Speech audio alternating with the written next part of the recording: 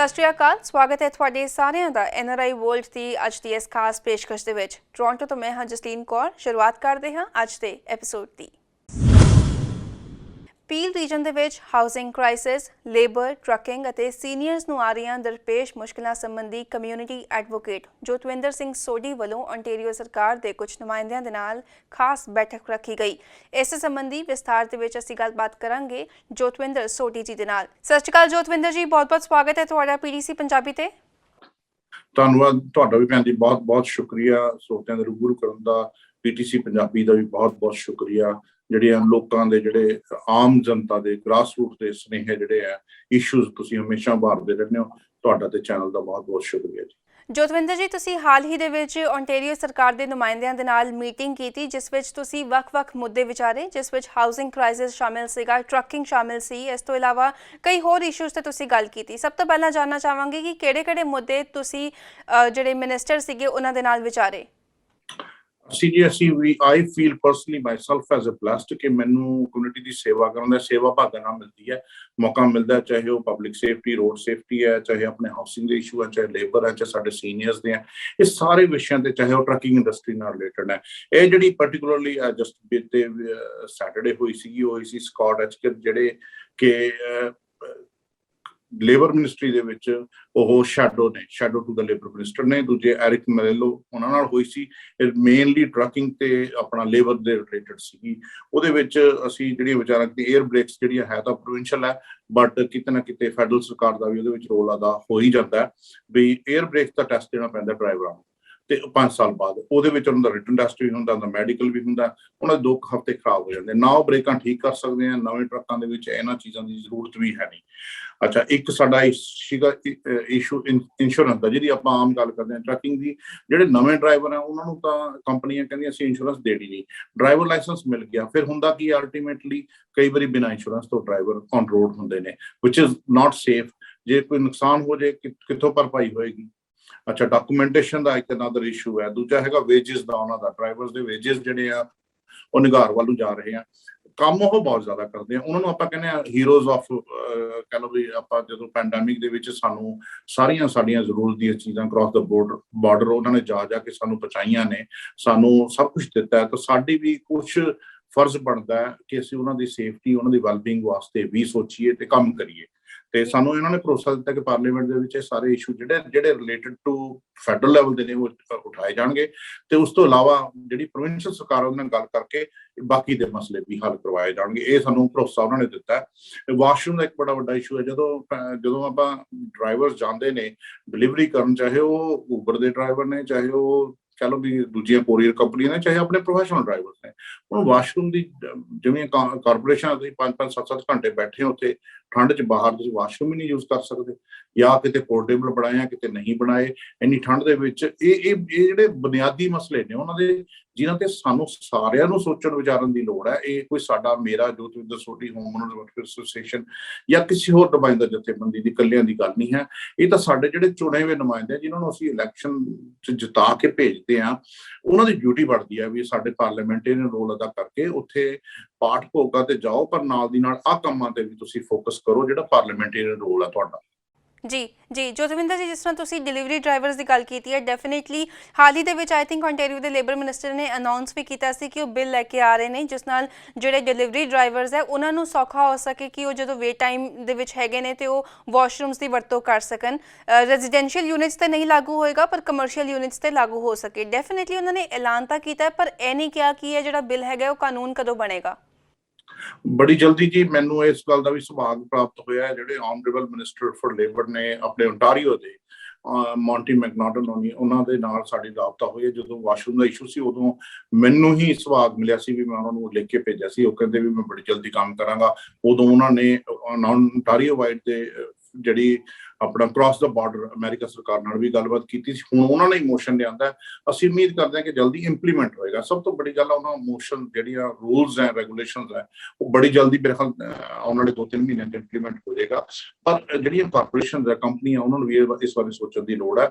ਉਹ ਅਸੈਸ ਦਿੱਤਾ ਜਾਵੇ, ਜੇ ਉਹ ਕੋਵਿਡ ਦੀ ਗਾਈਡਲਾਈਨਸ ਪੂਰੀਆਂ ਕਰਦੇ ਨੇ ਤਾਂ ਉਹਨਾਂ ਨੂੰ ਇਹ ਅਸੈਸ ਦਿੱਤਾ ਜਾਵੇ। ਉਹ ਇਹ ਨਾ ਹੋਵੇ ਟਰੱਕ ਦੇ ਵਿੱਚ ਠੰਡ ਦੇ ਵਿੱਚ ਇੰਨੀ ਦੇਰ ਬੈਠੇ ਰਹਿਣ, ਚਾਬੀਆਂ ਲੈ ਲਈਆਂ ਤੇ ਡਰਾਈਵਰ ਬਾਹਰ ਬੈਠੇ ਨੇ ਠੰਡ ਦੇ ਵਿੱਚ, ਉਹਨਾਂ ਦੀ ਵੀ ਜਾਨ ਹੈ, ਉਹ ਇਨਸਾਨ ਨੇ, ਆਪਾਂ ਨੂੰ ਸਾਰੇ ਬਾਰੇ ਸੋਚਣ ਦੀ ਲੋੜ ਹੈ ਜੀ। ਜੀ ਬਿਲਕੁਲ। ਔਰ ਤੁਸੀਂ ਹਮੇਸ਼ਾ ਹੀ ਸ਼ੁਰੂ ਤੋਂ ਹੀ ਕਮਿਊਨਿਟੀ ਲਈ ਕਈ ਮੁੱਦੇ ਤੁਸੀਂ ਕਮਿਊਨਿਟੀ ਦੀ ਤਰਫ ਤੋਂ ਉਠਾਏ ਨੇ। ਐਜ਼ ਅ ਕਮਿਊਨਿਟੀ ਐਡਵੋਕੇਟ ਤੁਸੀਂ ਕਈ ਸਾਲਾਂ ਤੋਂ ਕੰਮ ਕਰਦੇ ਆ ਰਹੇ ਹੋ। ਹਮੇਸ਼ਾ ਅਸੀਂ ਦੇਖਦੇ ਹਾਂ ਕਿ ਮੁੱਦੇ ਤੇ ਜ਼ਰੂਰ ਚੁੱਕੇ ਜਾਂਦੇ ਨੇ ਸਰਕਾਰਾਂ ਦੇ ਅੱਗੇ, ਪਰ ਇਹਦਾ ਕੋਈ ਹੱਲ ਨਹੀਂ ਨਿਕਲਦਾ। ਕੀ ਤੁਹਾਨੂੰ ਹੁਣ ਤੱਕ ਜਦੋਂ ਤੁਹਾਡੀ ਮੀਟਿੰਗ ਹੋਈ ਤੇ ਕੋਈ ਆਸ਼ਵਾਸਨ ਦਿੱਤਾ ਗਿਆ ਕਿ ਇੰਨੇ ਸਮੇਂ ਤੱਕ ਇਹ ਜਿਹੜੇ ਮੁੱਦੇ ਨੇ ਉਹ ਹੱਲ ਕੀਤੇ ਜਾਣਗੇ? ਜਿਸ ਤਰ੍ਹਾਂ ਤੁਸੀਂ ਟਰੱਕਿੰਗ ਦਾ ਇਸ਼ੂ ਚੁੱਕਿਆ, ਤੁਸੀਂ ਹਾਊਸਿੰਗ ਕ੍ਰਾਈਸਿਸ ਦਾ ਇਸ਼ੂ ਚੁੱਕਿਆ, ਕੀ ਕੋਈ ਡੈਡਲਾਈਨ ਦਿੱਤੀ ਗਈ ਹੈ ਕਿ ਕਦੋਂ ਤੱਕ ਇਸ ਉੱਤੇ ਕੰਮ ਕੀਤਾ ਜਾਏਗਾ? ਦੇਖੋ ਜੀ, ਉਹ ਕਹਿੰਦੇ ਨੇ ਵੀ ਅਸੀਂ ਪਾਰਲੀਮੈਂਟ ਦੇ ਵਿੱਚ ਇਸ਼ੂ ਚੱਕ ਕੇ ਜਿਹੜੀ ਮੌਜੂਦਾ ਸਰਕਾਰ ਹੈ ਉਹਨਾਂ ਤੋਂ ਇਹ ਇਨਸ਼ੋਰ ਕਰਾਵਾਂਗੇ ਕਿ ਉਹ ਭਰੋਸਾ ਦੇਣ, ਸਾਨੂੰ ਟਾਈਮ ਸਿਰ ਕੰਮ ਹੋਵੇ। ਜਿਹੜੀ ਗੱਲ ਆ ਗਈ ਹੁਣ for example just last week ਅਸੀਂ ਡੈਲੀਗੇਸ਼ਨ ਦਿੱਤਾ ਸੀ ਸੀਨੀਅਰਸ ਵਾਸਤੇ, ਉਹਨਾਂ ਨੂੰ ਨਾ ਪ੍ਰੋਪਰਟੀ ਟੈਕਸ ਰਿਬੇਟ $400 ਮਿਲਦਾ ਸੀ 2010 ਤੋਂ ਲੈ ਕੇ, ਉਹ ਵਧਿਆ ਹੀ ਨਹੀਂ ਸੀ ਕਦੇ 21 ਤੱਕ 11 ਸਾਲ। ਤੇ ਹੁਣ ਐਤਕੀ ਸਾਡੇ ਜਿਹੜੀ ਰਿਕੁਐਸਟ ਸੀ, ਜਿਹੜੇ ਐਡਮਸ ਹੈਗੇ ਉਹਨਾਂ ਨਾਲ, ਜਿਹੜੇ ਉਹਨਾਂ ਸੀਨੀਅਰ ਕੌਂਸਲ ਅਪੀਲ ਰੀਜਨ ਦੇ ਪ੍ਰੈਜ਼ੀਡੈਂਟ ਹੈ, ਉਹਨਾਂ ਨਾਲ ਸਾਂਝੇ ਤੌਰ ਤੇ ਅਸੀਂ ਮੋਸ਼ਨ ਦਿੱਤਾ, ਰਿਕੁਐਸਟ ਕੀਤੀ ਸੀ ਡੈਲੀਗੇਸ਼ਨ ਦੇ ਵਿੱਚ, ਉਹ ਮੰਨੀ ਗਈ ਆ। ਉਹ ਹੁਣ ਉਹਨਾਂ ਨੂੰ ਤਕਰੀਬਨ 150 ਦੇ ਕਰੀਬ ਡਾਲਰ ਹੋਰ ਵੱਧ ਜਾਏਗਾ, ਜਿਹੜਾ ਮੈਂ ਨਹੀਂ ਕਹਾਂਗਾ ਬਹੁਤ ਜ਼ਿਆਦਾ, ਪਰ ਇਹ ਸ਼ੁਰੂਆਤ ਹੋਈ ਹੈ। ਐਟਲੀਸਟ ਸਾਡੇ ਜਿਹੜੇ ਜਿਵੇਂ ਬ੍ਰਾਂਪਟਨ ਦੀ ਮਿਊਨਿਸਪਲ ਕੌਂਸਲ ਹੈ, ਅਸੀਂ ਉਹਨਾਂ ਦਾ ਧੰਨਵਾਦ ਕਰਦੇ। ਮੇਅਰ ਸਾਹਿਬ ਹਰਕੀਰਤ ਸਿੰਘ ਹੈ, ਪੌਲ ਬਸੰਟੇ ਆ, ਉਹਨਾਂ ਨੇ ਇਸ ਇਸ਼ੂ ਨੂੰ ਹਾਈਲਾਈਟ ਵੀ ਕੀਤਾ ਤੇ ਹੱਲ ਵੀ ਕਰਵਾਇਆ। ਇਹ ਹੋਇਆ ਫॉर ਐਗਜ਼ਾਮਪਲ। ਦੂਜਾ, ਅਸੀਂ ਇੱਕ ਟਾਊਨ ਹਾਲ ਕੀਤੀ ਹੈ 2 ਵੀਕ ਪਹਿਲਾਂ ਹੀ, ਠੰਡ ਦੇ ਵਿੱਚ ਕੀਤੀ ਸੀ, ਉੱਥੇ ਸਾਡੇ ਮੇਅਰ ਵੀ ਆਏ ਸੀ। ਉੱਥੇ ਅਸੀਂ ਪੁਲਿਸ ਦੇ ਨੁਮਾਇੰਦੇ, ਦੇਖੋ ਅਸੀਂ ਇਕੱਲੇ ਪੋਲੀਟੀਸ਼ੀਅਨਸ ਨੂੰ ਬੁਲਾਉਂਦੇ ਹਾਂ, ਆਪਾਂ ਸਾਰੇ ਹੀ ਬੁਲਾਉਂਦੇ ਨੇ, ਚਾਹ ਪਿਆਉਂਦੇ ਆ, ਪਰੌਂਠਾ ਕਹਿ ਲਓ ਵੀ ਪਕੌੜੇ ਖਵਾ ਦਿਓ, ਮਠਿਆਈ ਖਵਾ ਦਿਓ, ਸਾਰੇ ਪੋਲੀਟੀਸ਼ੀਅਨ ਆਉਂਦੇ ਨੇ ਭੱਜ ਕੇ। ਸਾਡੀ ਮੀਟਿੰਗ ਦੇ ਵਿੱਚ ਕਾਫੀ ਪੋਲੀਟੀਸ਼ੀਅਨ ਜਿਹੜੇ ਆ ਨਹੀਂ ਪਹੁੰਚੇ, ਰਿਗਰੈਟ ਕੀਤਾ ਕਿ ਉਹਨਾਂ ਦੀ ਪ੍ਰੀਵੀਅਸ ਇੰਗੇਜਮੈਂਟਸ ਨੇ। ਪਰ ਹੁਣ ਸਾਨੂੰ ਉੱਥੇ ਪੁਲਿਸ ਦੇ ਜਿਹੜੇ ਆਫੀਸਰ ਸੀਗੇ, ਡਿਵੀਜ਼ਨਲ ਹੈਡ ਸੀ, ਉਹਨਾਂ ਨੇ ਭਰੋਸਾ ਦਿੱਤਾ ਸੀ ਅਸੀਂ ਪੁਲਿਸ ਪ੍ਰੈਜ਼ੈਂਸ ਵਧਾਵਾਂਗੇ ਤੁਹਾਡੇ ਨਾਰਥ ਈਸਟ ਬ੍ਰੈਂਪਟਨ 'ਚ, ਜਿਹੜੇ ਅਸੀਂ $4 ਮਿਲੀਅਨ ਦੇ ਕਰੀਬ ਕੰਟਰੀਬਿਊਟ ਕਰਦੇ ਹਾਂ ਆਏ ਸਾਲ ਜਸਟ 2 ਸਬ ਡਿਵੀਜ਼ਨਾਂ ਦੇ ਵਿੱਚੋਂ। ਬਿਲਕੁਲ ਮੇਫੀਲਡ ਉੱਤੇ ਟ੍ਰੈਫਿਕ ਦਾ ਬੁਰਾ ਹਾਲ ਹੈ, ਇਲੀਗਲ ਟਰੱਕ ਪਾਰਕਿੰਗਸ ਹੈ। ਇਸ਼ੂ ਇੱਕ ਨਹੀਂ ਸੈਂਕੜੇ ਨੇ। ਹੱਲ ਕਰਨ ਵਾਲੇ ਕੌਣ ਨੇ? ਸਾਡੇ ਚੁਣੇ ਹੋਏ ਨੁਮਾਇੰਦੇ। ਵਾਅਦੇ ਤਾਂ ਕਰਦੇ ਨੇ, ਨਿਭਾਉਂਦੇ ਨਹੀਂ। ਕਿ 22 ਕਿਲੋਮੀਟਰ ਦੂਰੀ ਹੋਵੇ ਪੁਲਿਸ ਸਟੇਸ਼ਨ ਤੋਂ ਬ੍ਰੈਂਪਟਨ ਨਾਰਥ ਈਸਟ ਦੀ, ਸਾਡਾ ਹੱਕ ਨਹੀਂ ਹੈ? ਸਾਡੀ ਸੇਫਟੀ ਨਹੀਂ ਹੈ? ਸਾਡੇ ਬੱਚਿਆਂ ਦੀ, ਸਾਡੇ ਬਜ਼ੁਰਗਾਂ ਦੀ? ਜਦੋਂ ਅਸੀਂ ਕੰਮ ਤੇ ਆਏ ਆ, ਸਾਡੇ ਬੱਚਿਆਂ ਨੂੰ ਕੌਣ ਜ਼ਿੰਮੇਵਾਰੀ ਲਏਗਾ? ਸਾਡੇ ਬਜ਼ੁਰਗਾਂ ਦੀ ਕੌਣ ਸੇਫਟੀ ਜ਼ਿੰਮੇਵਾਰੀ ਲਏਗਾ?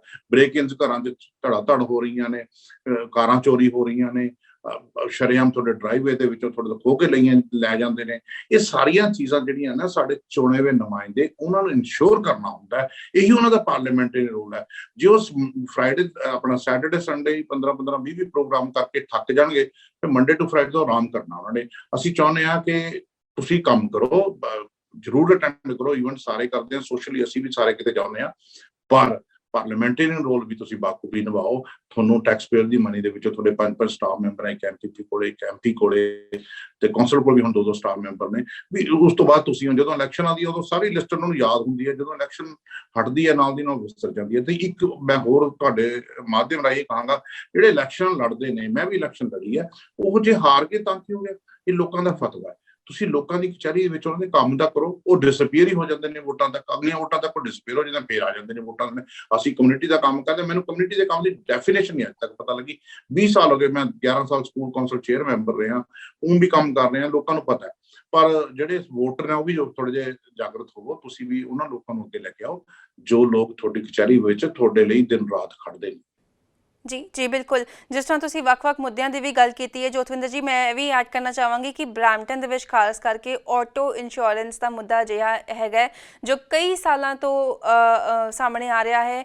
ਵੱਖ-ਵੱਖ ਲੀਡਰਸ ਵੱਲੋਂ ਇਸ ਸੰਬੰਧੀ ਆਵਾਜ਼ ਚੁੱਕੀ ਗਈ ਹੈ। ਕਦੀ NDP ਦੇ ਜਿਹੜੇ ਮੈਂਬਰ ਆਫ ਪ੍ਰੋਵਿੰਸ਼ੀਅਲ ਪਾਰਲੀਮੈਂਟਸ ਨੇ ਉਹਨਾਂ ਨੇ ਮੁੱਦਾ ਚੁੱਕਿਆ ਹੈ, ਕਈ ਵਾਰੀ ਕੰਜ਼ਰਵੇਟਿਵਸ ਵੱਲੋਂ ਵੀ ਚੁੱਕੀ ਗਈ ਹੈ, ਪਰ ਹਾਲੇ ਤੱਕ ਇਸ ਦਾ ਕੋਈ ਹੱਲ ਨਹੀਂ ਨਿਕਲਿਆ ਹੈ। ਤੁਸੀਂ ਬਹੁਤ ਵਧੀਆ ਕੁਐਸਚਨ ਕਿਹਾ। ਪ੍ਰੋਬਲਮ ਕੀ ਹੈ ਜੀ, ਬ੍ਰੈਂਪਟਨ ਦੇ ਵਿੱਚ ਨਾ ਲੋਕ ਬੜੇ ਜਾਗਰਤ ਨੇ, ਬੜੇ ਹਾਈਲਾਈਟ ਕਰਦੇ ਨੇ ਇਸ਼ੂਜ਼। ਜਿਹੜੇ ਸਾਡੇ ਲੀਡਰਸ ਨੇ ਨਾ, ਕਈ ਵਾਰੀ ਹੁਣ ਇਲੈਕਸ਼ਨ ਆ ਗਈਆਂ, ਹੁਣ ਕੁਛ ਜਿਹੜੀ ਆਪੋਜੀਸ਼ਨ ਵੱਲੋਂ ਬਹੁਤ ਜ਼ਿਆਦਾ ਲੰਬੀ ਚੌੜੀ ਆਵਾਜ਼ ਆਏਗੀ। ਇਹ ਜਿਹੜੇ ਇਸ਼ੂ ਨੇ ਈਅਰ ਲੌਂਗ ਚੱਲਣੇ ਚਾਹੀਦੇ ਆ, ਲਗਾਤਾਰ ਲੌਬੀ ਕਰਦੇ ਰਹੋ। ਟੈਰੀਓਨ ਦਾ ਇੱਕ ਇਸ਼ੂ ਸੀਗਾ, ਅਸੀਂ ਜਿਹੜੀ ਉਹਨਾਂ ਦੀ ਜਿਹੜੀ ਸਿਕਿਉਰਿਟੀ ਸੀ, ਮਤਲਬ ਕੰਪਨੀ ਕਾਰਪੋਰੇਸ਼ਨ ਜਿਹੜੀ ਹੈ, ਇਟਸ ਰਨ ਬਾਈ ਡਿਵੈਲਪਰਸ, ਜਿਹੜੀ ਟੈਰੀਓਨ ਕਾਰਪੋਰੇਸ਼ਨ ਹੈ। ਨਿਊ ਹੋਮ ਬਾਇਰਸ ਨੂੰ ਪਤਾ ਨਹੀਂ 30 ਡੇ ਲਿਸਟ ਕੀ ਹੈ, ਨਾ ਉਹਨਾਂ ਨੂੰ ਪਤਾ ਪ੍ਰੀ ਡਿਲੀਵਰੀ ਇੰਸਪੈਕਸ਼ਨ ਕੀ ਹੈ, ਨਾ ਉਹਨਾਂ ਨੂੰ ਪਤਾ 2 ਈਅਰ ਲਿਸਟ ਕੀ ਹੈ, ਕਿਹੜੇ ਸਾਡੇ ਇਸ਼ੂਜ਼ ਜਿਹੜੇ ਘਰ ਦੇ ਕਵਰ ਹੁੰਦੇ ਆ, ਕਿਹੜੇ ਨਹੀਂ ਹੁੰਦੇ। ਏਦਾਂ ਹੀ ਤੁਹਾਡਾ ਜਿਹੜਾ ਇੰਸ਼ੋਰੈਂਸ ਦਾ ਇਸ਼ੂ ਹੈ, ਇਹ ਈਅਰ ਲੌਂਗ ਹੈ। ਸਾਡੇ ਜਿਹੜੇ ਚੁਣੇ ਹੋਏ ਨੁਮਾਇੰਦੇ ਗੱਲ ਉੱਥੇ ਘੁੰਮ ਕੇ ਆ ਜਾਂਦੀ ਹੈ, ਜਦੋਂ ਆਪਾਂ ਵੋਟਾਂ ਪਾਉਂਦੇ ਹਾਂ ਉਹਨਾਂ ਦਾ ਆਪਾਂ ਰਿਪੋਰਟ ਕਾਰਡ ਦੇਖਦੇ ਹਾਂ ਪਿਛਲੇ ਸਮੇਂ ਦੇ ਵਿੱਚ ਉਹਨਾਂ ਨੇ ਕੀ ਕੰਮ ਕੀਤਾ, ਟਿਕਟੌਕ ਕੀਤੀ ਜਾਂ ਉਹਨਾਂ ਨੇ ਲੋਕਾਂ ਦੇ ਮਸਲੇ ਹੱਲ ਕੀਤੇ। ਇਹ ਸਾਰੀਆਂ ਚੀਜ਼ਾਂ ਘੁੰਮ ਕੇ ਆ ਕੇ ਸਾਡੇ ਜਿਹੜੇ ਵੋਟਰਾਂ ਤੇ ਆ, ਕਈ ਵਾਰੀ ਅਸੀਂ ਇਹ ਸਾਡੇ ਇਲਾਕੇ ਦਾ, ਸਾਡੇ ਏਰੀਏ ਦਾ, ਸਾਡਾ ਫਿਰਕੇ ਦਾ, ਤੁਸੀਂ ਇਹਨੂੰ ਨਾ regardless of your colour, religion, social and political beliefs, ਤੁਸੀਂ ਚੁਣੇ ਹੋਏ ਨੁਮਾਇੰਦੇ ਜੇ ਚੰਗੇ ਜਿੱਦਣ ਚੁਣਨੇ ਸ਼ੁਰੂ ਕਰਤੇ ਅਸੀਂ ਲੋਕਾਂ ਨੇ ਬਰੈਂਪਟਨ ਦੇ ਵਿੱਚ ਕੰਮ ਹੋਣਗੇ। ਬਾਕੀ ਸ਼ਹਿਰਾਂ ਤੁਸੀਂ ਕੀ ਸੋਚਦੇ ਜਿੰਨਾ ਰੌਲਾ ਬਰੈਂਪਟਨ ਦੇ ਵਿੱਚ ਚਾਹੇ ਇੰਸ਼ੋਰੈਂਸ ਦਾ, ਚਾਹੇ ਹੈਲਥ ਕੇਅਰ ਦੇ ਇਸ਼ੂਆਂ 'ਚ ਹੋਰ ਨੇ ਪੈਂਦਾ, ਕੀ ਬਾਕੀ ਸ਼ਹਿਰਾਂ 'ਚ ਪੈਂਦਾ? ਉੱਥੇ ਸਾਰਾ ਕੁਝ ਆਪਣੇ ਆਪ ਮਿਲੀ ਜਾਂਦਾ। ਸਾਨੂੰ ਜਿਹੜੀ ਫੰਡਿੰਗ ਹੈ ਸਾਨੂੰ ਫੇਅਰ ਸ਼ੇਅਰ ਹੀ ਨਹੀਂ ਮਿਲਦਾ। ਹੁਣ ਇੰਟਰਨੈਸ਼ਨਲ ਸਟੂਡੈਂਟ ਆ, ਸਾਡੇ ਬੱਚੇ ਨੇ, ਉਹ ਸਾਡੇ ਹੀ, ਜੇ ਸਾਡੇ ਜੰਮੇ ਪਲੇ ਹੋਏ ਉਰੇ ਦੇ ਬੱਚੇ ਆ ਉਹ ਵੀ ਸਾਡੇ ਨੇ, ਤੇ ਇੰਟਰਨੈਸ਼ਨਲ ਸਟੂਡੈਂਟ, ਉਹਨਾਂ ਦੀ ਬਿਹਤਰੀ, ਉਹਨਾਂ ਨੂੰ ਰਹਿਣ ਲਈ, ਪ੍ਰਵਾਸ ਲਈ ਜਗ੍ਹਾ, ਉਹਨਾਂ ਨੂੰ ਰਿਸੋਰਸਿਸ ਪ੍ਰੋਵਾਈਡ ਕਰਨੇ। ਅਸੀਂ ਇਹ ਤਾਂ ਨਹੀਂ ਵੀ ਇੱਥੇ ਲਿਆ ਕੇ ਛੱਡ ਦੇਣੀ ਹੈ, ਉਹਨਾਂ ਨੂੰ ਉਸ ਸਿਸਟਮ ਦੇ ਵਿੱਚ ਅਡਾਪਟ ਕਰਨਾ, ਉਹਨਾਂ ਨੂੰ ਉਸ ਸਿਸਟਮ ਦੇ ਵਿੱਚ ਢਾਲਣਾ ਤਾਂ ਕਿ ਉਹ ਇਸ ਸਿਸਟਮ ਦਾ ਪਾਰਟ ਬਣ ਕੇ ਕੰਟਰੀਬਿਊਟ ਕਰਨ ਇਸ ਇਕਨੋਮੀ ਨੂੰ, ਇਸ ਕੰਟਰੀ ਦੀ ਬਿਹਤਰੀ ਲਈ, ਰਾਈਟ। ਉਹਦੇ ਵਾਸਤੇ ਸਾਨੂੰ ਕੀ ਸਪੈਸ਼ਲ ਫੰਡਿੰਗ ਦੀ ਲੋੜ ਨਹੀਂ ਹੈ। ਜਦੋਂ ਬਰੈਂਪਟਨ ਦੇ ਵਿੱਚ ਇੰਟਰਨੈਸ਼ਨਲ ਸਟੂਡੈਂਟ ਬਹੁਤ ਜ਼ਿਆਦਾ ਨੇ, ਕਿ ਸਾਡੇ ਜਿਹੜੇ ਮੈਂਬਰ ਪਾਰਲੀਮੈਂਟਸ ਹੈ ਜਾਂ ਸਾਡੇ ਜਿਹੜੇ ਬਾਕੀ ਦੇ ਨੁਮਾਇੰਦੇ ਨੇ, ਕਿ ਉਹਨਾਂ ਨੂੰ ਇਸ ਬਾਰੇ, ਜਾਂ ਸਾਡੀ ਜਿਹੜੀ ਨੁਮਾਇੰਦੇ ਨੇ, ਕਿ ਉਹ ਪ੍ਰੋਜੈਕਟ ਨਹੀਂ ਲੈ ਕੇ ਜਾ ਸਕਦੇ ਸਰਕਾਰ ਕੋਲੇ? ਕਿਉਂ ਨਹੀਂ ਮਿਨਿਸਟਰੀ ਤੋਂ ਪੈਸੇ ਫੰਡਿੰਗ ਐਕਸਟਰਾ ਲੈਂਦੇ? ਐਕਸਟਰਾ ਤਾਂ ਬਾਅਦ ਚ ਮਿਲਣਗੇ, ਪਹਿਲਾਂ ਸਾਡਾ ਬਣਦਾ ਹੱਕ ਹੀ ਨਹੀਂ ਮਿਲਦਾ ਸਾਨੂੰ, ਸਾਡੀ ਉਹ ਫੇਅਰਨੈਸ ਹੀ ਨਹੀਂ ਪੂਰੀ ਹੋ ਰਹੀ, ਸਾਨੂੰ ਜੋ ਸਾਡੇ ਬਣਦੇ ਹੱਕ ਨੇ ਉਹੀ ਨਹੀਂ ਮਿਲ ਰਹੇ। ਉਹ ਗੱਲ ਘੁੰਮ ਕੇ ਫਿਰ ਉੱਥੇ ਆ ਜਾਂਦੀ ਹੈ ਵੀ ਜਦੋਂ ਤੱਕ ਅਸੀਂ ਸੁਹਿਰਦ ਨਹੀਂ ਹੁੰਦੇ, ਜਦੋਂ ਤੱਕ ਸਾਡੇ ਵੋਟਰ ਸੁਹਿਰਦ ਹੋ ਕੇ ਸਹੀ ਨੁਮਾਇੰਦੇ ਨਹੀਂ ਲੈ ਕੇ ਆਉਂਦੇ, ਔਰ ਉਹ ਜਿਹੜੇ ਨਹੀਂ ਕੰਮ ਕਰਦੇ ਉਹਨਾਂ ਨੂੰ ਪਾਸੇ ਕਰੋ, ਬ੍ਰਿੰਗ ਨਿਊ ਜਨਰੇਸ਼ਨ। ਤੁਸੀਂ ਜਿਹਨੂੰ ਵੀ ਚੁਣਨਾ ਚਾਹੁੰਦੇ ਹੋ, regardless of their colour, their religion, their social beliefs, ਤੁਸੀਂ ਉਹਨਾਂ ਦੇ ਕੀਤੇ ਹੋਏ ਕੰਮਾਂ ਦਾ, ਪਾਸਟ ਪਰਫਾਰਮੈਂਸ ਤੇ ਕਮਿਟਮੈਂਟ ਟੂ ਡਿਲੀਵਰ, ਐਂਡ ਥੋੜੀ ਬਹੁਤੀ ਉਹਨਾਂ ਦੀ ਕੋਈ ਕਮਿਊਨਿਟੀ ਵਰਕ, ਕੁਛ ਨਾ ਕੁਛ ਦੇਖ ਤਾਂ ਲਿਆ ਕਰੀਏ ਕਿ ਆਪਾਂ ਸਿਰਫ ਇਸ ਧੜੇ ਨਾਲ, ਇਸ ਖੇਡਕ ਕਲੱਬ ਨਾਲ, ਇਸ ਰਿਲੀਜੀਅਸ ਆਰਗੇਨਾਈਜੇਸ਼ਨ ਨਾਲ ਜੁੜਿਆ ਹੋਇਆ ਇਸ ਕਰਕੇ ਵੋਟ ਪਾ ਲੈਣੀ ਹੈ। ਫਿਰ ਰਿਜ਼ਲਟ ਵੀ ਆਪਾਂ ਉਹੋ ਜਿਹੀ ਦੇਖਦੇ ਹਾਂ ਆਉਣ ਵਾਲੇ 4 ਸਾਲਾਂ 'ਚ, ਜਦੋਂ ਆਪਾਂ ਇਲੈਕਟਡ ਆਫੀਸ਼ੀਅਲਸ ਇਹੋ ਜਿਹੇ ਲੈ ਕੇ ਆਉਂਦੇ ਹਾਂ। ਜੀ ਜੀ ਜਸਵਿੰਦਰ ਜੀ, ਆਖਿਰ ਦੇ ਵਿੱਚ ਤੁਹਾਡੇ ਤੋਂ ਜਾਣਨਾ ਚਾਹਾਂਗੇ ਕਿ ਹੁਣ ਆਉਣ ਵਾਲੇ ਸਮੇਂ ਦੇ ਵਿੱਚ ਕਿਹੜੇ-ਕਿਹੜੇ ਕਦਮ ਤੁਹਾਡੇ ਵੱਲੋਂ ਚੁੱਕੇ ਜਾਣਗੇ ਤੇ ਕਿਹੜੇ-ਕਿਹੜੇ ਮੁੱਦਿਆਂ ਉੱਤੇ ਗੱਲਬਾਤ ਕੀਤੀ ਜਾਏਗੀ ਸਰਕਾਰੀ ਨੁਮਾਇੰਦਿਆਂ ਦੇ ਨਾਲ? ਬਿਲਕੁਲ ਜੀ, ਮੈਂ ਨਹੀਂ, ਬੜੀ ਵੱਡੀ ਟੀਮ ਹੈ, ਚਾਹੇ ਉਹ ਟਰੱਕਿੰਗ ਕੈਨੇਡੀਅਨ ਟਰੱਕਿੰਗ ਐਸੋਸੀਏਸ਼ਨ ਹੈ, AZCTA, ਚਾਹੇ ਹਿਊਮਨ ਵੈਲਫੇਅਰ ਐਸੋਸੀਏਸ਼ਨ ਹੈ, ਚਾਹੇ ਕੰਸਰਨ ਰੈਜ਼ੀਡੈਂਟ ਆਫ ਬਰੈਂਪਟਨ ਹੈ, ਇਹ ਸਾਰੀਆਂ ਦੀਆਂ ਸਾਰੀਆਂ ਟੀਮ ਨੇ। ਮੈਂ ਇੱਕ ਵਨ ਆਫ ਦਾ ਵਲੰਟੀਅਰਸ ਉਹਨਾਂ ਦੇ ਨਾਲ ਜੁੜਿਆ ਵਾ। ਅਸੀਂ ਰਲ ਮਿਲ ਕੇ ਜਿਹੜੇ ਆ, ਇੱਕ ਤਾਂ ਟਰੱਕਿੰਗ ਦੇ ਇਸ਼ੂ ਤੇ ਹਾਈਲਾਈਟ ਬੜੀ ਚੰਗੀ ਤਰ੍ਹਾਂ ਅਸੀਂ ਕੰਮ ਕਰਾਂਗੇ। ਪ੍ਰੋਵਿੰਸ਼ਲ ਸਰਕਾਰ ਨਾਲ ਵੀ ਅਸੀਂ ਮੀਟਿੰਗਾਂ ਸਕੈਜੂਲ ਕਰ ਰਹੇ ਹਾਂ ਫਟਾਫਟ, ਤੇ ਨਾਲ ਦੀ ਨਾਲ ਫੈਡਰਲ ਨਾਲ ਵੀ ਕਰ ਰਹੇ ਹਾਂ, ਤੇ ਮਿਊਨਿਸਪਲ ਲੈਵਲ ਤੇ ਵੀ ਕਰ ਰਹੇ ਹਾਂ। ਦੂਜੇ ਅਸੀਂ ਜਿਹੜੇ ਇਸ਼ੂ ਸੀਨੀਅਰਸ ਦੇ, ਸਾਡੇ ਦੂਜੇ ਲੇਬਰ ਮਿਨਿਸਟਰੀ ਦੇ, ਲੇਬਰ ਸਟੈਂਡਰਡ ਦੇ ਅੰਦਰ, ਜਿਵੇਂ ਆਪਾਂ ਕਿਹਾ ਸੀ, ਜੇ ਉਹ ਟਰੱਕਿੰਗ ਇੰਕ ਦੀ ਥਾਂ ਤੇ ਉਹ ਲੇਬਰ ਸਟੈਂਡਰਡ ਦੇ ਅੰਦਰ ਆ ਜਾਂਦੇ ਤਾਂ ਉਹਨਾਂ ਦੀ ਤਨਖਾਹ ਵੀ ਵਧਣਗੀਆਂ, ਉਹਨਾਂ ਦਾ ਫਿਊਚਰ ਵੀ ਸਿਕਿਉਰ ਹੋਏਗਾ। ਏਦਾਂ ਹੀ ਪਬਲਿਕ ਐਂਡ ਰੋਡ ਸੇਫਟੀ, ਇਹ ਬਹੁਤ ਵੱਡਾ ਮਸਲਾ ਹੈ। ਮੇਫੀਲਡ ਤੇ ਚਲੇ ਜਾਓ, ਹਾਈਵੇ 50 ਤੇ ਚਲੇ ਜਾਓ, ਟ੍ਰੈਫਿਕ ਇੰਨਾ ਜ਼ਿਆਦਾ ਹੈ, ਲੋਕਾਂ ਨੂੰ ਮਤਲਬ ਇੰਨਾ ਬੁਰਾ ਹਾਲ ਹੈ ਕਿ ਐਕਸੀਡੈਂਟ ਰੋਜ਼ ਹੋ ਰਹੇ ਹਨ, ਜਾਨਾਂ ਜਾ ਰਹੀਆਂ। ਕੋਈ ਵੀ ਅਣਾਈ ਜਾਨ ਆਪਾਂ ਬਚਾ ਸਕੀਏ, ਜਿਵੇਂ ਇੱਕ ਪਲਾਜ਼ੇ ਦਾ ਮਤਲਬ ਐਗਜ਼ਾਮਪਲ ਦਵਾਂ, ਬਿਹਤਰ ਇੰਟਰਸਟਿੰਗ ਕੰਟਰੀ ਸਾਈਡ ਤੇ ਟਾਰਬਨ ਦੇ ਉੱਤੇ, ਜਦੋਂ ਤੁਸੀਂ ਦੇਖੋ 3 ਜਵਾਨ ਬੱਚੇ, ਬੜੇ ਛੋਟੇ ਛੋਟੇ ਬੱਚੇ, ਤੇ ਉਹਨਾਂ ਦੀ ਮਾਂ ਜਾਨ ਚਲੀ ਗਈ ਜਦੋਂ ਪੁਲਿਸ ਇੱਕ ਰੈਸ਼ ਡਰਾਈਵਰ ਨੂੰ, ਰੌਂਗ ਡਰਾਈਵਰ ਨੂੰ ਚੇਜ਼ ਕਰ ਰਹੀ ਸੀ। ਉੱਥੇ ਤੁਸੀਂ ਦੇਖੋ ਉਸ ਇੰਟਰਸੈਕਸ਼ਨ ਦੇ ਉੱਤੇ ਗੈਸ ਸਟੇਸ਼ਨ ਹੈ, ਉੱਥੇ ਐਡੀ ਬੜੀ ਬਿਲਡਿੰਗ ਹੈ, ਵਿਜ਼ਿਬਿਲਿਟੀ ਤਾਂ ਹੈ ਹੀ ਨਹੀਂ। ਕਿ ਸਾਡੀਆਂ ਲੋਕਲ ਮਿਊਨਿਸਪਲ ਸਰਕਾਰਾਂ ਨੂੰ ਸੋਚਣ ਦੀ ਲੋੜ ਨਹੀਂ ਹੈਗੀ ਵੀ ਉੱਥੇ ਵਿਜ਼ਿਬਿਲਿਟੀ ਹੋਵੇ, ਟ੍ਰੈਫਿਕ ਨੂੰ ਪਤਾ ਲੱਗੇ, ਤੇ ਅਸੀਂ ਵੀ ਥੋੜਾ ਜਿਹਾ ਸਹਿਰਤਾ ਨਾਲ, ਸੰਜਮ ਨਾਲ ਗੱਡੀ ਚਲਾਈਏ ਤਾਂ ਕਿ ਐਕਸੀਡੈਂਟਸ ਨਾ ਹੋਣ। ਅਣਾਈ ਮੌਤ ਕਿਸੇ ਦੀ ਹੋਣੀ ਦੁਖਦਾਈ ਹੁੰਦੀ ਹੈ, ਉਹਦੇ ਪਰਿਵਾਰ ਨੂੰ ਪੁੱਛੋ, ਉਹਨਾਂ ਦੇ ਜਿਹੜੇ ਪਿਛਲੇ ਜਿਹੜੇ ਬਚ ਜਾਂਦੇ ਆ, ਰਹਿ ਜਾਂਦੇ ਆ, ਉਹਨਾਂ ਲਈ ਸਾਰੀ ਉਮਰ ਦਾ ਰੋਣਾ ਪੈ ਜਾਂਦਾ ਵੀ ਇਹ ਉਪਰਾਲੇ ਜਿਹੜੇ ਮੇਰੇ ਜੋਤਵਿੰਦਰ ਸੋਢੀ ਜਾਂ ਹਿਊਮਨ ਰਾਈਟਸ ਐਸੋਸੀਏਸ਼ਨ ਦੇ ਨਹੀਂ, ਸਾਂਝੇ ਨੇ। ਆਪਾਂ ਨੂੰ ਇੱਕ ਆਵਾਜ਼ ਹੋ ਕੇ, ਇਕੱਠੇ ਹੋ ਕੇ, ਸਾਡੇ ਜਿਹੜੇ ਛੋਟੇ ਮੋਟੇ ਡਿਫਰੈਂਸ ਦਾ ਛੱਡ ਕੇ ਨਾ ਪਿੱਛੇ, ਕਮਿਊਨਿਟੀ ਐਟ ਲਾਰਜ, ਉਹਦੇ ਵਾਸਤੇ ਸਾਨੂੰ ਕੰਮ ਕਰਨ ਦੀ ਲੋੜ ਹੈ ਜੀ। ਜੀ ਜੀ ਬਿਲਕੁਲ, ਬਹੁਤ ਬਹੁਤ ਧੰਨਵਾਦ ਤੁਹਾਡਾ ਸਾਡੇ ਨਾਲ ਜੁੜਨ ਦੇ ਲਈ ਤੇ ਜਾਣਕਾਰੀ ਸਾਡੇ ਨਾਲ, ਸਾਡੇ ਦਰਸ਼ਕਾਂ ਦੇ ਨਾਲ ਸਾਂਝੀ ਕਰਨ ਲਈ। Thank you so much. ਧੰਨਵਾਦ ਜੀ, ਬਹੁਤ ਬਹੁਤ PTC ਦਾ ਤੇ ਭੈਣ ਤੁਹਾਡਾ ਵੀ। ਸੋ NRI ਵਰਲਡ ਵਿੱਚ ਫਿਲਹਾਲ ਸਮਾਂ ਹੋ ਗਿਆ ਇੱਕ ਛੋਟੀ ਜਿਹੀ ਬ੍ਰੇਕ ਦਾ। ਬ੍ਰੇਕ ਤੋਂ ਬਾਅਦ ਵੀ ਸਾਡੀ ਇਹ ਖਾਸ ਪੇਸ਼ਕਸ਼ ਇਸ ਤਰ੍ਹਾਂ ਜਾਰੀ ਰਹੇਗੀ। ਜਲਦ ਹਾਜ਼ਰ ਹੁੰਦੇ ਹਾਂ।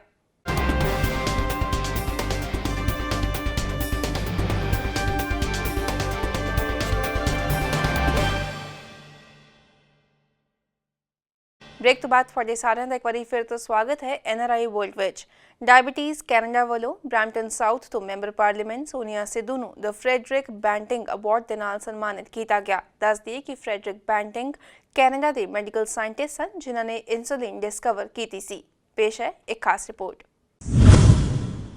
ਡਾਇਬੀਟੀਜ਼ ਕੈਨੇਡਾ ਵੱਲੋਂ ਬ੍ਰੈਂਪਟਨ ਸਾਊਥ ਤੋਂ ਮੈਂਬਰ ਪਾਰਲੀਮੈਂਟ ਸੋਨੀਆ ਸਿੱਧੂ ਨੂੰ ਦ ਫਰੈਡਰਿਕ ਜੀ ਬੈਂਟਿੰਗ ਅਵਾਰਡ ਦੇ ਨਾਲ ਸਨਮਾਨਿਤ ਕੀਤਾ ਗਿਆ ਹੈ। ਫਰੈਡਰਿਕ ਬੈਂਟਿੰਗ ਕੈਨੇਡਾ ਦੇ ਮੈਡੀਕਲ ਸਾਇੰਟਿਸਟ ਸਨ ਜਿਨ੍ਹਾਂ ਨੇ ਇਨਸੂਲਿਨ ਡਿਸਕਵਰ ਕੀਤੀ ਸੀ। ਡਾਇਬੀਟੀਜ਼ ਕੈਨੇਡਾ ਵੱਲੋਂ ਇਹ ਅਵਾਰਡ ਉਸ ਵਿਅਕਤੀ, ਕਾਰਪੋਰੇਸ਼ਨ ਜਾਂ ਸੰਸਥਾ ਨੂੰ ਦਿੱਤਾ ਜਾਂਦਾ ਹੈ ਜਿਨ੍ਹਾਂ ਵੱਲੋਂ ਡਾਇਬੀਟੀਜ਼ ਨੂੰ ਰੋਕਣ ਜਾਂ ਫਿਰ ਕੈਨੇਡਾ ਦੇ ਵਿੱਚ ਸ਼ੂਗਰ ਤੋਂ ਪ੍ਰਭਾਵਿਤ ਵਿਅਕਤੀਆਂ ਦੇ ਜੀਵਨ ਦੇ ਵਿੱਚ ਸੁਧਾਰ ਲਿਆਉਣ ਲਈ ਮਹੱਤਵਪੂਰਨ ਯੋਗਦਾਨ ਪਾਇਆ ਗਿਆ ਹੈ। ਬ੍ਰੈਂਪਟਨ ਸਾਊਥ ਤੋਂ ਮੈਂਬਰ ਪਾਰਲੀਮੈਂਟ ਸੋਨੀਆ ਸਿੱਧੂ ਨੇ ਕਿਹਾ ਕਿ ਫਰੈਡਰਿਕ ਬੈਂਟਿੰਗ ਦੇ ਨਾਮ ਦਾ ਇਹ ਪੁਰਸਕਾਰ ਪ੍ਰਾਪਤ ਕਰਨਾ ਮੇਰੇ ਲਈ ਬਹੁਤ ਵੱਡਾ ਸਨਮਾਨ ਹੈ। Speaker, to commemorate the 100th anniversary of the discovery of insulin in Canada, we raised the World Diabetes flag in Brampton to raise awareness. In June, the House passed Bill C-237, which will lead to a national diabetes strategy. Can the Minister of Health tell us about what steps our government is taking to ensure that Canada is leading in the fight against diabetes? Health. Thank you, Mr. Speaker. I would like first to thank the member for Brampton South for her question and for her strong advocacy on behalf of the diabetes community in Canada. We also want to recognize the severe impact that diabetes has on 3 million Canadians who live with the disease and with their families.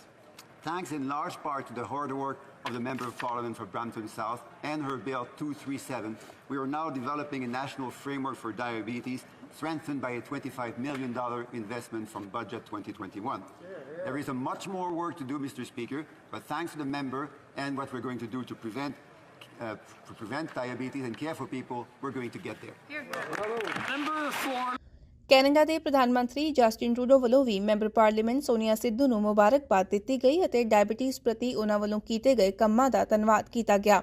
ਜ਼ਿਕਰਯੋਗ ਹੈ ਕਿ ਸੰਸਦ member Sonia Sidhu ਵੱਲੋਂ diabetes ਦੀ ਰੋਕਥਾਮ ਅਤੇ ਇਲਾਜ ਲਈ national framework ਤਿਆਰ ਕਰਨ ਵਾਸਤੇ private members bill C-237 the national framework for diabetes act ਪੇਸ਼ ਕੀਤਾ ਗਿਆ ਸੀ, ਜਿਸ ਨੂੰ ਹਾਊਸ ਆਫ ਕਾਮਨਜ਼ ਅਤੇ ਸੈਨੇਟ ਵੱਲੋਂ ਸਰਬਸੰਮਤੀ ਨਾਲ ਪਾਸ ਕਰਕੇ ਕਾਨੂੰਨ ਬਣਾਇਆ ਗਿਆ। ਦੱਸ ਦਈਏ ਕਿ ਮੈਂਬਰ ਪਾਰਲੀਮੈਂਟ ਸੋਨੀਆ ਸਿੱਧੂ ਸਾਲ 2015 ਦੇ ਵਿੱਚ ਪਹਿਲੀ ਵਾਰ ਸੰਸਦ ਮੈਂਬਰ ਚੁਣੇ ਗਏ ਸਨ ਤੇ ਉਦੋਂ ਤੋਂ ਹੀ ਉਨ੍ਹਾਂ ਵੱਲੋਂ ਡਾਇਬੀਟੀਜ਼ ਕਮਿਊਨਿਟੀ ਲਈ ਕੰਮ ਕੀਤਾ ਜਾ ਰਿਹਾ ਹੈ। ਸਿਆਸਤ ਦੇ ਵਿੱਚ ਆਉਣ ਤੋਂ ਪਹਿਲਾਂ ਉਨ੍ਹਾਂ ਨੇ 18 ਸਾਲ ਹੈਲਥ ਕੇਅਰ ਪ੍ਰੋਫੈਸ਼ਨਲ ਵਜੋਂ ਸੇਵਾ ਨਿਭਾਈ ਹੈ।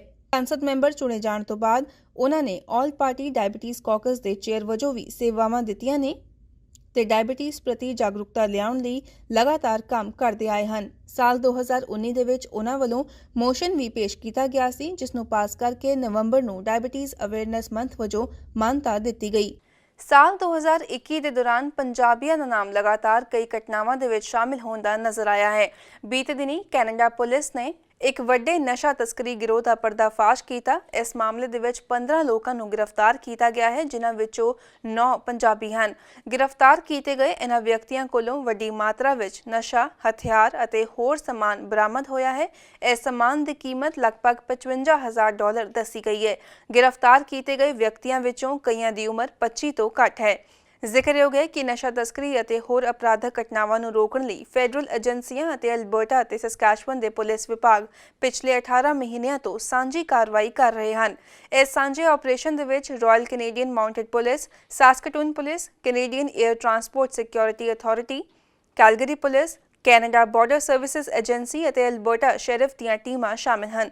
ਜਾਣਕਾਰੀ ਮੁਤਾਬਕ ਇਹ ਗਿਰੋਹ ਪਿਛਲੇ ਲੰਬੇ ਸਮੇਂ ਤੋਂ ਅਲਬਰਟਾ, ਸਸਕੈਚੁਅਨ ਅਤੇ ਬ੍ਰਿਟਿਸ਼ ਕੋਲੰਬੀਆ ਦੇ ਵਿੱਚ ਨਸ਼ਿਆਂ ਦਾ ਧੰਦਾ ਕਰ ਰਿਹਾ ਸੀ। ਕੈਲਗਰੀ ਤੋਂ ਚਾਰਜ ਕੀਤੇ ਗਏ ਵਿਅਕਤੀਆਂ ਨੂੰ ਅਗਲੇ ਕੁਝ ਮਹੀਨਿਆਂ ਵਿੱਚ ਅਦਾਲਤ ਵਿੱਚ ਪੇਸ਼ ਕੀਤਾ ਜਾਏਗਾ, ਜਿਸ ਵਿੱਚੋਂ 3 ਲੋਕਾਂ ਦੀ ਪੇਸ਼ੀ 17 ਦਸੰਬਰ ਨੂੰ ਹੋਵੇਗੀ। ਇਸ ਮੁਹਿੰਮ ਦੌਰਾਨ ਗ੍ਰਿਫਤਾਰ ਕੀਤੇ ਗਏ 22 ਸਾਲਾ ਜਸਕਰਨ ਸਿੱਧੂ 1 ਦਸੰਬਰ ਨੂੰ ਅਦਾਲਤ ਦੇ ਵਿੱਚ ਪੇਸ਼ ਹੋਇਆ ਸੀ। ਉਸ ਉਤੇ ਜਾਨ ਨੂੰ ਖਤਰੇ ਵਿੱਚ ਪਾਉਣ ਦੇ ਇਰਾਦੇ ਦੇ ਨਾਲ ਅਸਲਾ ਛੱਡਣ, ਖਤਰਨਾਕ ਉਦੇਸ਼ ਲਈ ਹਥਿਆਰ ਰੱਖਣ ਅਤੇ ਮਨਾਹੀ ਦੇ ਹੁਕਮਾਂ ਦੇ ਉਲਟ ਹਥਿਆਰ ਰੱਖਣ ਸਣੇ ਹਥਿਆਰਾਂ ਤੇ ਉਲੰਘਣਾ ਦੇ ਅਪਰਾਧਾਂ ਦੇ 27 ਦੋਸ਼ ਲੱਗੇ ਹਨ। ਇਸ ਦੇ ਨਾਲ ਹੀ ਦੱਸ ਦਈਏ ਕਿ ਓਨਟਾਰੀਓ ਦੇ ਵਿੱਚ ਬ੍ਰੈਂਟਫੋਰਡ ਪੁਲਿਸ ਨੇ ਇੱਕ ਲੰਬੀ ਡਰੱਗ ਇਨਵੈਸਟੀਗੇਸ਼ਨ ਦੇ ਵਿੱਚ $12 ਮਿਲੀਅਨ ਦੀ ਕੋਕੇਨ ਬਰਾਮਦ ਕੀਤੀ ਹੈ। ਬ੍ਰੈਂਟਫੋਰਡ ਪੁਲਿਸ ਵਿਭਾਗ ਨੇ ਦੱਸਿਆ ਕਿ ਇਹ ਇਨਵੈਸਟੀਗੇਸ਼ਨ 2021 ਦੀ ਸ਼ੁਰੂਆਤ ਦੇ ਵਿੱਚ ਲਾਂਚ ਕੀਤੀ ਗਈ ਸੀ ਅਤੇ ਕੈਨੇਡਾ ਬਾਰਡਰ ਸਰਵਿਸਿਜ਼ ਏਜੰਸੀ ਦੇ ਸਹਿਯੋਗ ਦੇ ਨਾਲ 112 ਕਿਲੋ ਕੋਕੇਨ ਬਰਾਮਦ ਕੀਤੀ ਗਈ ਹੈ। ਪੁਲਿਸ ਨੇ ਕਿਹਾ ਕਿ ਜਿਸ ਟਰੈਕਟਰ ਟ੍ਰੇਲਰ ਵਿੱਚੋਂ ਕੋਕੇਨ ਫੜੀ ਗਈ ਹੈ ਉਹ 4 ਦਸੰਬਰ ਨੂੰ ਵਿੰਜ਼ਰ ਦੇ ਐਂਬੈਸਡਰ ਬ੍ਰਿਜ ਰਾਹੀਂ ਅਮਰੀਕਾ ਤੋਂ ਵਾਪਸ ਕੈਨੇਡਾ ਐਂਟਰ ਹੋ ਰਿਹਾ ਸੀ। ਇਸ ਜੁਆਇੰਟ ਆਪਰੇਸ਼ਨ ਦੇ ਨਾਲ ਬ੍ਰੈਂਪਟਨ ਦੇ ਜੁਗਰਾਜਪ੍ਰੀਤ ਸਿੰਘ ਅਤੇ ਅਮਰਿੰਦਰ ਸਿੰਘ ਨੂੰ गिरफ्तार किया गया है। इन्हां दोवां दी उम्र 22 साल दसी जा रही है। पील रीजनल पुलिस ने ब्रैम्पटन दे विच चल रही अटैम्प्ट मर्डर इन्वेस्टिगेशन दे विच 2 व्यक्तियों को गिरफ्तार किया है जिन्हां दी पहचान 20 साल साहिल गिल ਅਤੇ 20 ਸਾਲ ਦਵਿੰਦਰ ਗਿੱਲ ਵਜੋਂ ਕੀਤੀ ਗਈ ਹੈ। ਪੁਲਿਸ ਵੱਲੋਂ ਮਿਲੀ ਜਾਣਕਾਰੀ ਮੁਤਾਬਕ ਇਹਨਾਂ ਦੋਵਾਂ ਵੱਲੋਂ airport road and triple crown drive ਨੇੜੇ ਵਿਕਟਿਮਸ ਉਤੇ ਕ੍ਰਾਸਬੋ ਚਲਾਇਆ ਗਿਆ ਪਰ ਕੁਦਰਤੀ ਇਹ ਕ੍ਰਾਸਬੋ ਇਹਨਾਂ ਦੀ ਆਪਣੀ ਗੱਡੀ ਵਿੱਚ ਜਾ ਵੱਜਿਆ ਜਿਸ ਤੋਂ ਬਾਅਦ ਇਹ ਦੋਵੇਂ ਆਪਣੀ ਗੱਡੀ ਵਿੱਚ ਫਰਾਰ ਹੋ ਗਏ। ਘਟਨਾ ਤੋਂ ਬਾਅਦ ਪੁਲਿਸ ਨੇ ਜਾਂਚ ਦੌਰਾਨ ਇਹਨਾਂ ਵਿਅਕਤੀਆਂ ਨੂੰ ਗ੍ਰਿਫਤਾਰ ਕਰ ਲਿਆ। ਪੁਲਿਸ ਨੇ ਸਾਹਿਲ ਗਿੱਲ ਉਤੇ attempt murder and dangerous operation of a motor vehicle ਦੇ ਚਾਰजेस ਲਗਾਏ ਹਨ ਅਤੇ ਦਵਿੰਦਰ ਗਿੱਲ ਉਤੇ ਅਟੈਂਪਟ ਮਰਡਰ ਦੇ ਦੋਸ਼ ਤੈਅ ਕੀਤੇ ਗਏ ਹਨ।